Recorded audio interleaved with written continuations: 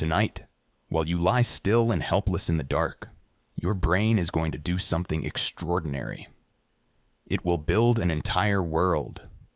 It will fill that world with people and places, give it sound and weather and feeling, drop you down into the middle of it, and convince you completely that it is real.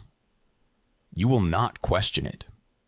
You will simply live there for a while, and then, in the morning, it will delete almost all of it before you have finished your first cup of anything.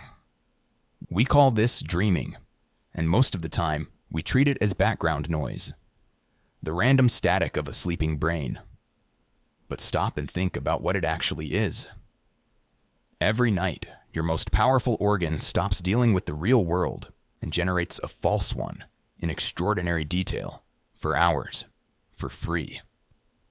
We spend roughly a third of our lives asleep, and a great deal of that sleep dreaming. Evolution does not usually pour that much time and energy into something for no reason at all. So what is it for? Start with the easy, tempting, wrong answer. That dreams are simply meaningless noise, random sparks thrown off by neurons firing while the brain idles. There is a grain of truth in it. Dreams can be set off by random signals, but random noise cannot be the whole story, because of when the most vivid dreaming happens, and what the brain looks like while it does.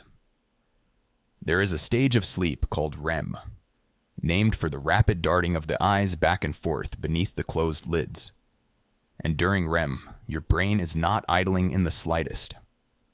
It lights up almost as much as it does when you are wide awake. The regions that handle emotion and vivid imagery run hot, and meanwhile, something protective is happening to your body. It is paralyzed. During REM, your muscles are switched off, and you lie there unable to move. Think about how strange that arrangement is.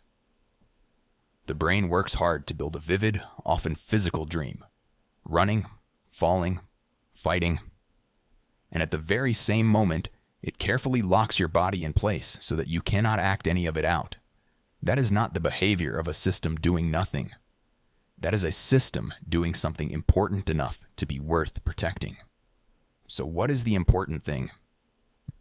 The leading answer is that sleep is when the brain sorts through the day.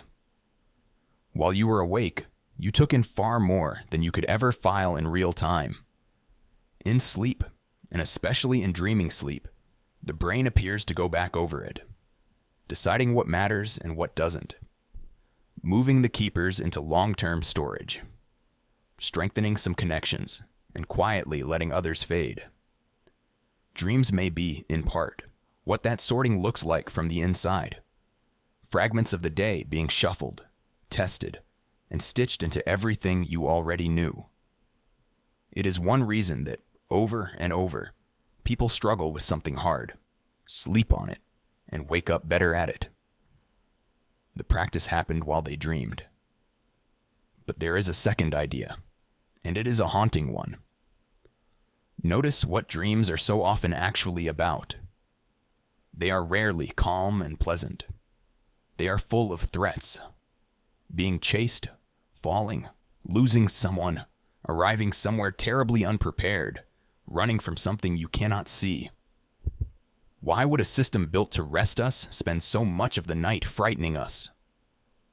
One theory answers: because it is practice. A dream may be a safe place to rehearse the worst things that could happen, so that you meet them a little better in waking life. In the dream, you can be chased, you can fail, you can lose, and feel the full weight of it, and then wake up safe, having run the drill. Your ancestors who dreamed of the predator, the idea goes, woke a fraction readier for the real one. By this account, the nightmare is not the system breaking down. The nightmare may be the system working exactly as designed. And there is a quieter, gentler version of that same idea. Through the night, the brain seems to take the sharpest feelings of the day and run them again. But in the strange, softened chemistry of sleep, where the stress signals of waking life are turned down low. It is as if you are allowed to feel the hard thing once more, at a safe distance, until it loses a little of its sting. We say, things will look better in the morning, and astonishingly often they do. Part of the reason may be that overnight, without trying, you dreamed the sharpest edges off them. Put it all together, and dreaming stops looking like noise.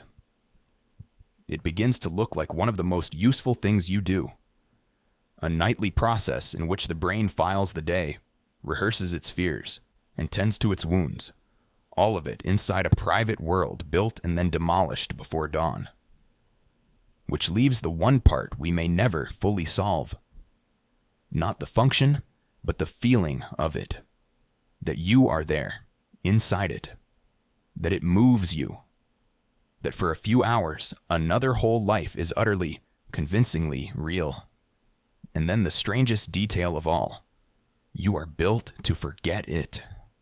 The dream fades on purpose, within minutes of waking, as if the brain wants the benefit of the work without leaving you confused about which world is which. You do the thing, and you are not even allowed to keep it.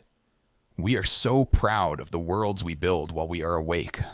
The cities, the stories, the inventions. But the strangest world you will ever enter is the one already waiting for you tonight, just behind your own closed eyes. The one you will not even remember you have been.